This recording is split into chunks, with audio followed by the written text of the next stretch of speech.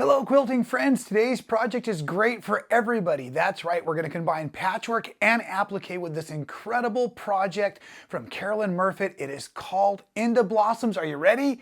Let's get started.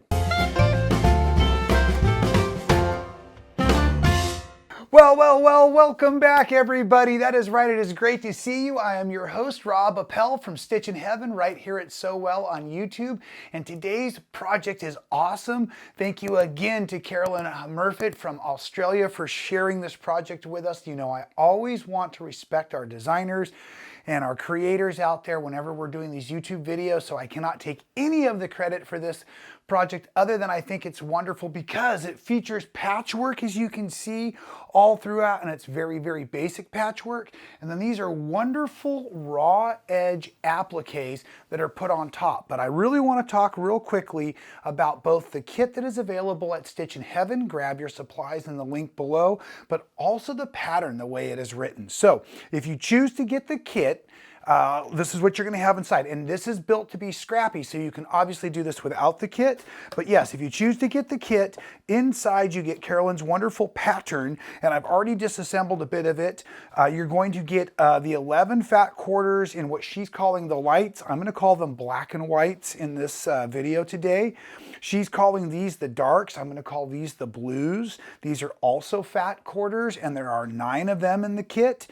So again, if you're doing from your stash, that's how you would work through here. And this is what I'm really most excited about, folks. You can see them already all around on the set.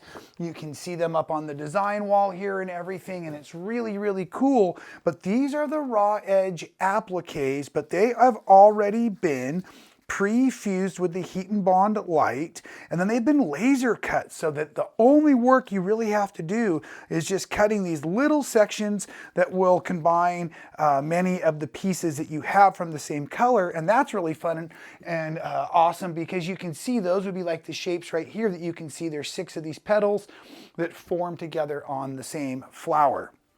So if you get the kit from us at Stitchin Heaven, all of the laser cuts, all of the pre-cuts are made for you, and it's really awesome and easy, and you can dive right in with starting on the background. Now, what I wanted to talk about in the pattern a little bit is a couple of things. This is set up for raw edge, and you also will get the templates with your pattern in case you want to create your own shapes of your own fabrics or your own colors. Or if you're working from your stash, you can also get just the pattern from us at Stitchin Heaven as well. So these are the shapes that are needed. Again, in the kit, they're already made for you.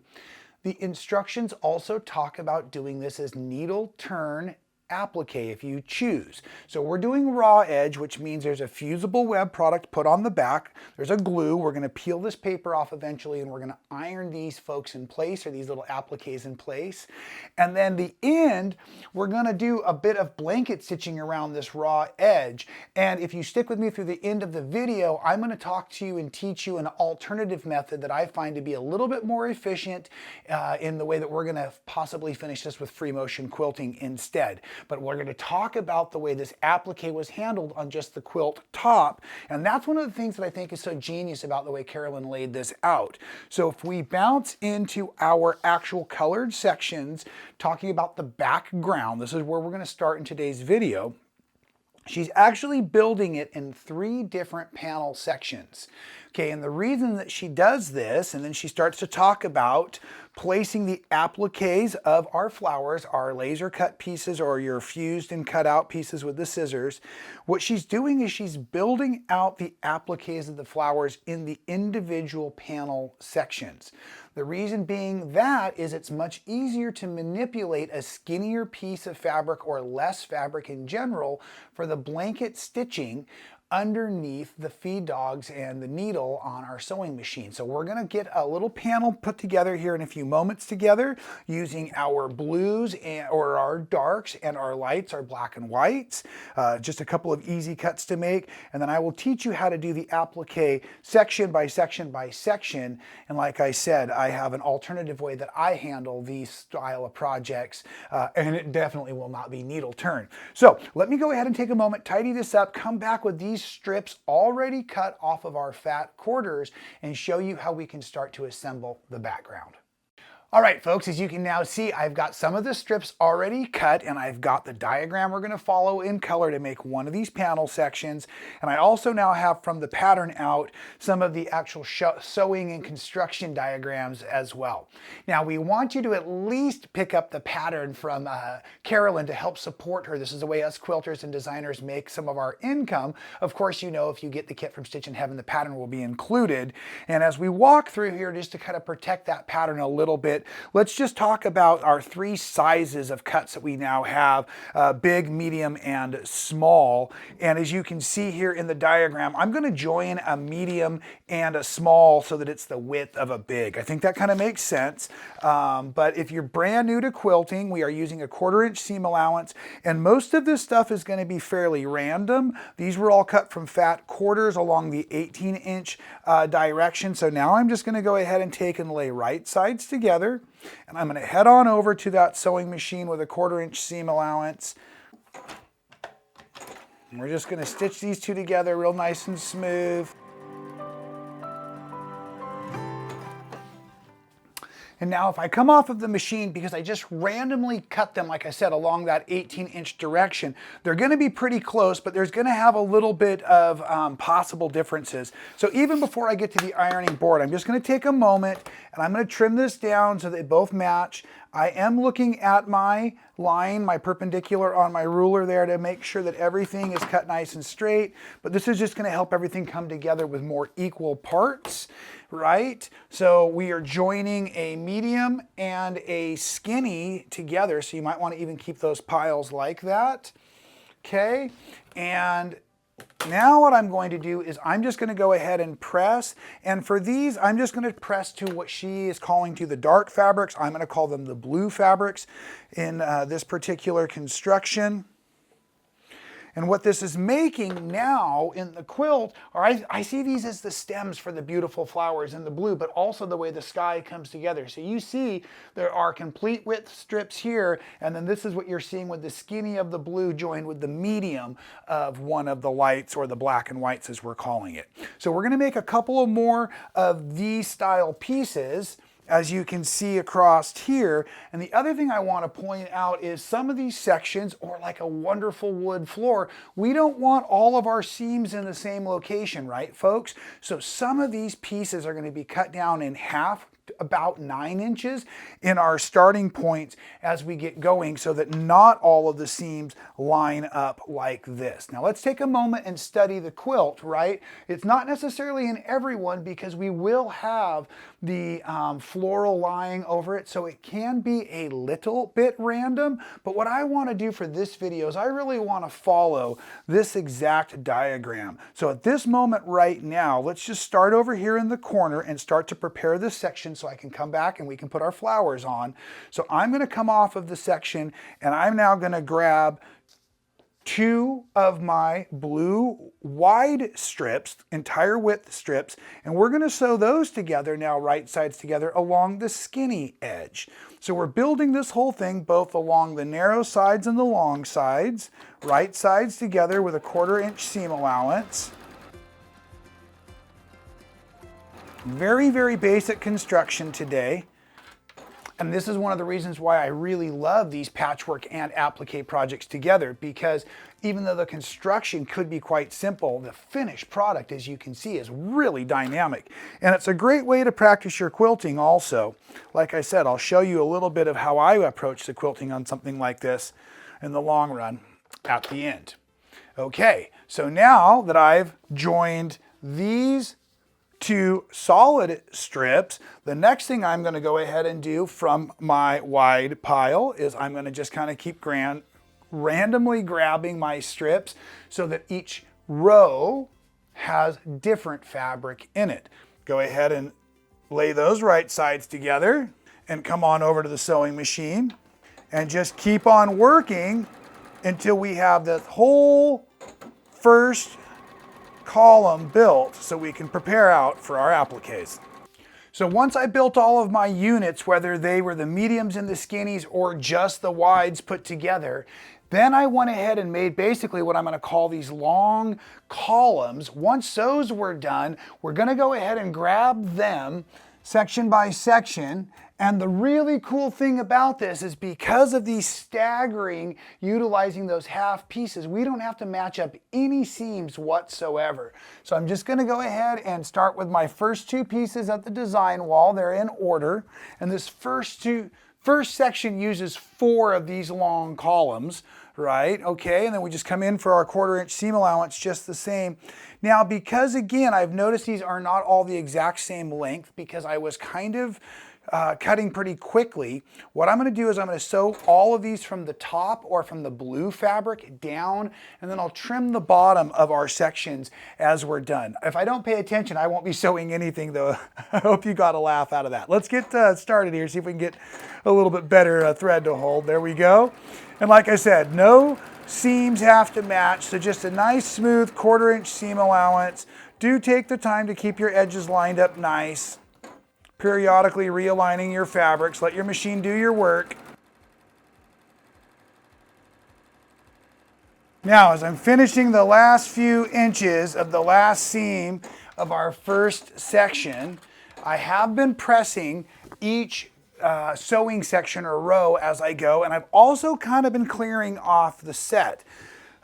Making room in our sewing space here together today, folks, so that we can iron this all out nice and now also prepare for our applique. So we're going to take a moment. I've been pressing this all just away from the piece that I was working with. So pressing to the new piece, setting that seam, and you can see how nice and simple this construction really is. Just wonderful this way. And fortunately, it happens to be just as wide as my ironing board here. Now, this piece of ironing board is a piece of lumber, and it was covered with batting and then covered in cotton fabric, which I like, and I use the black intentionally so that I can see what I'm doing in the contrast. But right now we're going to actually build our appliques here on top of the ironing board. So once the flowers in this first section are in place, I won't have to move anything as I bring a nice hot, dry iron over in location to set my heat and bond. So right now I'm just going to set the iron back on its station. And now what I'm going to do is I'm going to slide this down looking at our pattern. So when I look at the pattern here, I can see that we're going to come just above kind of this first section right here. Excuse me. Let's keep going down. That's where the two blues meet, right? So here and up into here. So this is going to kind of be the top. And then I need to be able to come down as long as at least my first stem piece, which is in here, and then my second stem piece is in here. So now I have confirmed that I have enough space within my ironing surface that I can go ahead and build my applique on this section. Now, folks, I want you to notice real carefully on the pattern, we're only going to be working on the flowers that are colored on this first page. This is page 10, because these gray ones are going to go in later once our sections are joined together. Those will be part of the overlap, and we'll also need to go in there and blanket stitch those. But the way Carolyn has set this up is we're going to add our appliques to this section, and we're going to blanket stitch this first. Okay, so coming along in here, now is when I want to start to go ahead and organize all of my wonderful applique shapes and start to find. This is the part I really love. I mean, look how perfect these center circles are, right? Is that going to make life super easy or what? So we have some small circles and we have some big circles, right? And different fabrics, and that's also going to be part of the fun, is to kind of work with the variety. So I'm going to go through here now and find a section, maybe in these purples it looks like here.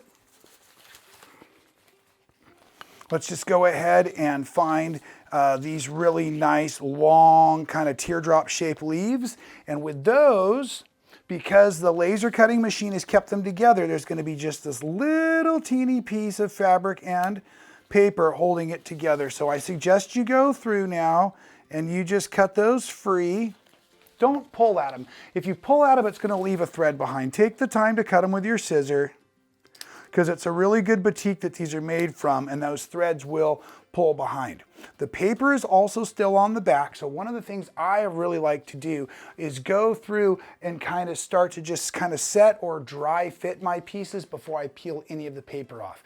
That prevents me from trying to iron down the pieces before I know they're correct, right? So we're going to work through here. We're just going to get all of our shapes and our pieces organized, and then we're going to follow our diagram, and we're just going to follow it loosely, right? One of the things I find with a lot of my students in the applique world is they get a little too serious about making their applique look exactly like my applique. And folks, that's just so challenging to do that, because you can see we're going to basically free place our parts and pieces. And so I don't want you to get too hung up on trying to get all of your stuff to look just like the pattern or just like the designer or just like the photo, unless you're doing a portrait. If you're doing a portrait of somebody, you'll often want to work like on a light table in reverse and actually lay the pieces down on a Teflon pressing sheet to get things exactly where they go, because with a person or even an animal in a portrait, it won't look right if you don't get the body parts right where they go. But this is just a flower applique, folks, and I don't think we need to take it all that seriously. So I'm going to work through here, finding this wonderful purple applique, and I am also going to recommend, however, because I am only working on one of these sections. What I want you to do is build all three of your sections, and I want you to balance out your color. I don't want you to accidentally put all of your favorite applique fabrics on the first section, right? Have all three sections done, even if you can only work on one section at a time, but choose which colors go on which section, because if you really look at the way Carolyn has done this, she's balanced out these colors beautifully. If you notice, look at the way that the reds and oranges kind of flow through the quilt. One of the things we love to do with applique or anything in art is take our viewer for a ride through our project, right? So you can see this kind of purple triangle. I believe that really helps. Having the yellow centers on the flowers, that really helps. So I don't want you to get too caught up on one column, because I want you to take the time to balance out all of your colors with all of those wonderful appliques, whether you're working out of our kit or you're working out of your own stash. So let me take a few more moments and get a couple of these appliques put together so that I can go ahead and at least iron one down, and I'm going to show you how to do the blanket stitching today, and then I'll talk you through that alternative method like I was referring to at the beginning of the video. So be right back, folks, with a few more of these flower pieces cut out and ready to go down. As you can see here, I've been really enjoying putting down my flowers, the petals, the centers, having some real fun with the balance and the color and everything. Like I said, we're working only on the first of 3 different sections, so I really want you to honor at least a 1/4 inch on the base pieces, because we're going to overlap a few of the flowers to cover up where we sew together the major sections. And this is if you're following Carolyn's instructions for blanket stitching. Like I said, at this moment, I'm going to teach you a couple of different ways. And better than that, I want to give all of you a surprise. I am actually not going to iron these shapes to this fabric, because I would like to give one of you lucky viewers this entire kit to build on yourself. So I've done this amount of stitching, but I want you to be able to build your own wonderful Indah Blossoms quilt, your own garden on your own. So I'm not going to press these down. I have another sample for the sewing machine, but what I want to talk about, like I said earlier, is the paper is still on all of our applique objects so that I don't press them down. Some of us sometimes have a hard time getting the paper to peel off. So I want to take a moment and show you just this really cool little trick where you can actually take a straight pin and you can actually kind of score a line, and then you can fold that line, and that kind of makes it like a sticker so that you can go ahead and tear and peel. The heat and bond light comes off very nicely and adheres to the fabric very nicely, especially if you get one of our kits, because we have professionals bonding this stuff for you. Do make sure you can see the sheen on the fabric. That means it's there. You would peel your fabric completely off, and then you would go ahead and locate it and make sure that all of your paper is off on all of your parts and pieces, right? And like I said, I already prepared a piece, but I didn't want to get into your stash. So if you want to win this kit, all you have to do is make sure you're subscribed to the Stitchin Heaven YouTube network, what you're watching this on right now. So if you haven't subscribed, hit that button.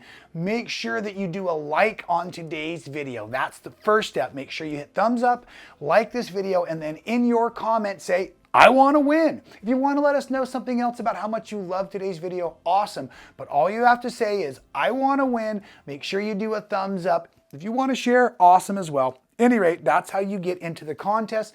And the rest of the details are in the description below for the day we will actually give away the kit. So I've made myself, it looks like a couple of interesting fried eggs at the moment, but I was just following these shapes, and I hate to point it out, but they're not nearly as pretty because I cut them myself instead of the laser cutting. But if you're doing blanket stitching, let's pretend like you've never done this before. So we're gonna go to the machine and we're going to do the same applique stitch that you see on these, which is a blanket stitch, and we're gonna go around the outside edge, and we're normally doing it on a single layer, or I should say the applique layer and your background layer. There is no batting, there is no backing. Sometimes folks will use a stabilizer, sometimes folks will use a piece of printer paper to help stabilize. Because as you come on over to your machine, what we're going to want to do is we're going to want to line up. We're going to start in our center. I'm going to drop my foot, and the first thing I'm going to do is I'm going to take a stitch. I'm using the white thread so that hopefully you can see a little bit better today, but the best thing you can do is learn the rotation of your machine. That's my little thread tail. We're going to go past that. So I'm trying to stitch down along the outside of the yellow. Every few stitches I'm going to want to pivot. And what I was talking about getting the rotation down, maybe you can see my needle. It's going down, over, back. And at the moment I have my machine set at a 2.0 millimeter width, and I have it at a 2.2 millimeter stitch length. So those are adjustable, those are variable, but that's a real nice way to go ahead and hold down this applique. Now, I don't particularly believe this makes it any more washable than the way I'm going to teach you here in a few moments, but what we do want to do, and this is a very traditional way, sometimes even done with a heavier black thread or a darker thread, is I want to make sure that each time I rotate and pivot, I'm only pivoting when my needle's at that back position. I don't want to pivot up in the bite or in the leg or the width right there. I don't want to pivot there because it'll leave an opening. You can see this is quite time consuming.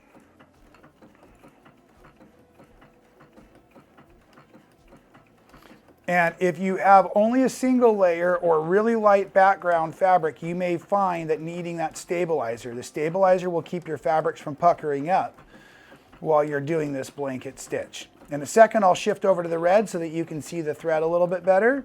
You can see that with a little bit of practice, you can actually start to increase your pace. I'm kind of cornering with each stitch now. But don't rush it. This is the pretty finish work. This is the cabinetry in your new home, right? So you don't want to mess it up by rushing it. Coming all the way around.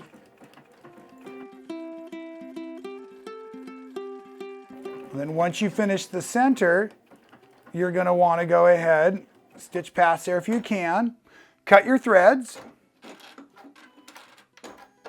and then you're going to move to the outside edge. So again, normally the design of the stitch or the bite of the stitch is going from the right hand side into the left hand side. So I'm going to go ahead and lower that presser foot again and let you see it now on the red a little bit better.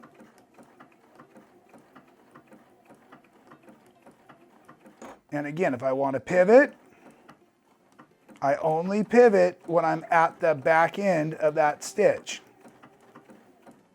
Pivot, as you can see.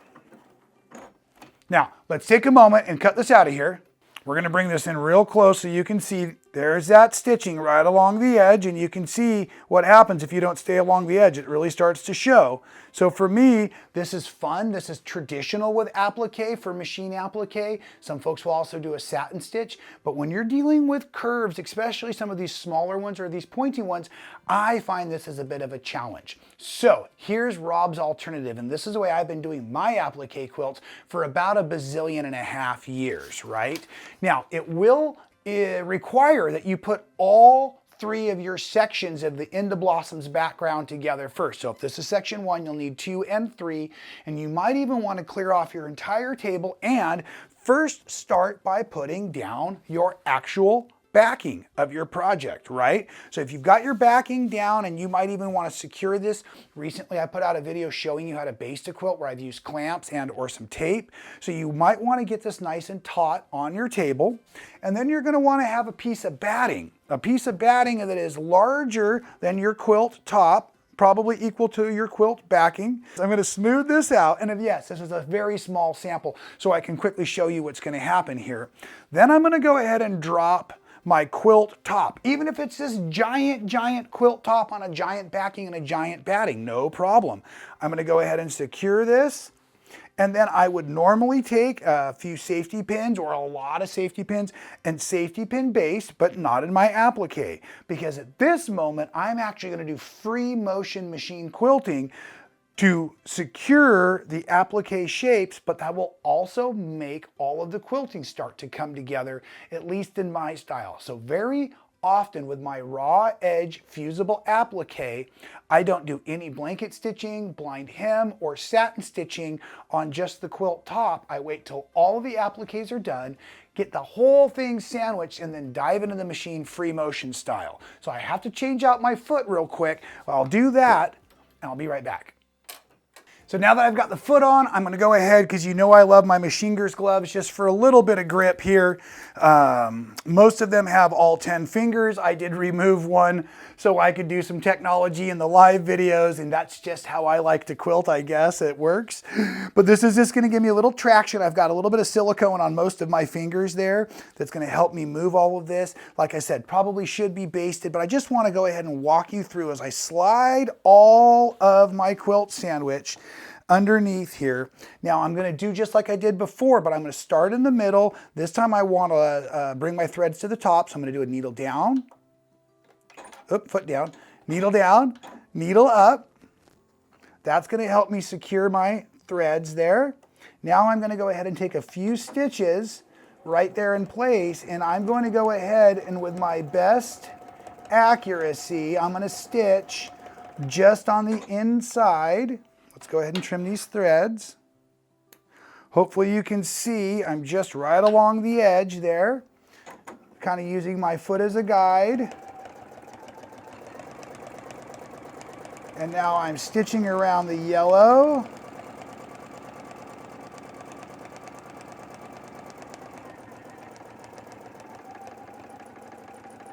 Okay.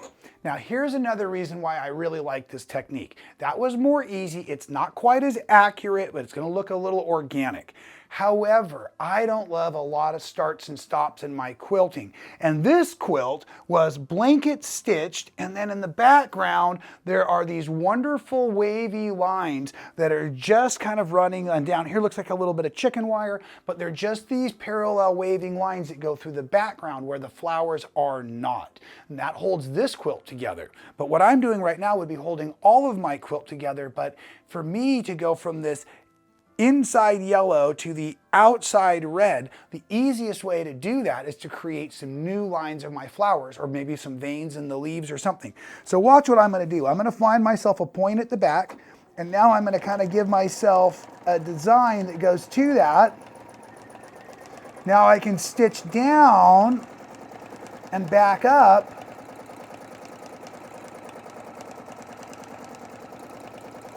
And what I'm doing now is making it very easy for myself to get into the in and out of my quilt. And I'm actually, in my opinion, giving it a little bit more character But now I've been successfully able to go around those flower petals quite quickly. As I come to the end, right where I was before, I'm just going to take a few stitches in place. We're going to go ahead and bring that needle up now. I like to lift my presser foot to release the tension. And then as I slide this out and pull up, a lot of times, if I'm lucky, when I snip here, I'll actually cut the bobbin thread free as well. So now you can see that this particular flower, even though I missed a little bit, is completely quilted through the quilt top, the batting, and the quilt backing, which I also think makes for some pretty cool design. So that's just an alternative way to do it. I do suggest, if you've never tried this method before, start small, because the bigger the project, it's just going to be a little harder to move under your standard sewing machine.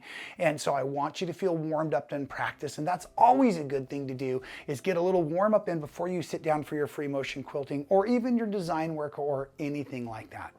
Last tip I'd like to offer today, while I peel these silly gloves off, is I love to use the Schmetz Microtex Sharps needle for quilting through these fusible webs, these fusible appliques, especially if I'm going to have possibly 2 layers or 3 layers together. That Microtex Sharp needle has a great tip that penetrates right through those batiks, those prints when they've been fused, and really helps all your stitches form nicely when you're quilting and makes everything end up real nice. Whether you're going to try my method and do the free motion machine quilting through all of the layers, or you're going to do what Carolyn suggests and practice your blanket stitching along the beautiful applique pieces, and then take that quilt top, baste it up, and do some real nice basic wavy quilt stitches or some diamond stitches or something like that in the background to make sure that you're giving a lot of wonderful impact and emphasis on your beautiful flowers, whether you made them yourself or you grabbed them from one of our kits here at Stitchin Heaven. Super glad you were here today. I hope you learned a bunch of different things about applique. You know I love my fusible applique, and it even gets better when it's on top of a beautiful patchwork. So Carolyn, thank you so much for allowing me to share your awesome Indah Blossoms pattern and quilt kit with all of our friends out there in the Stitchin Heaven YouTube universe and network. And until we have another awesome tutorial for all of you, I'm just going to say, stay well. See you soon.